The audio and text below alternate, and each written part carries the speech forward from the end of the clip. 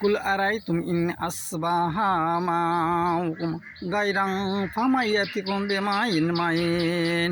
আল্লাহ সুবহানাহু ওয়া তাআলা তার নবীকে জানিয়ে দিলেন যে হে নবী, আপনি জানিয়ে দিন ওদের, যদি পানির স্তর আমি নিম্ন থেকে নিম্ন দিকে নামিয়ে দিই, তবে কে এমন আছে পৃথিবীতে এই পানির স্তরটা ওদের জন্য আনয়ন করে দিতে পারে?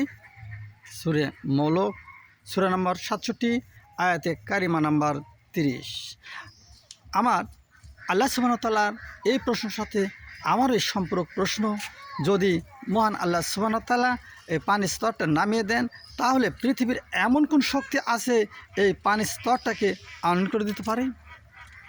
পাশাপাশি এই পানি যদি না থাকে, মানুষ কতদিন বাঁচতে পারে? 15 দিন, 20 দিন?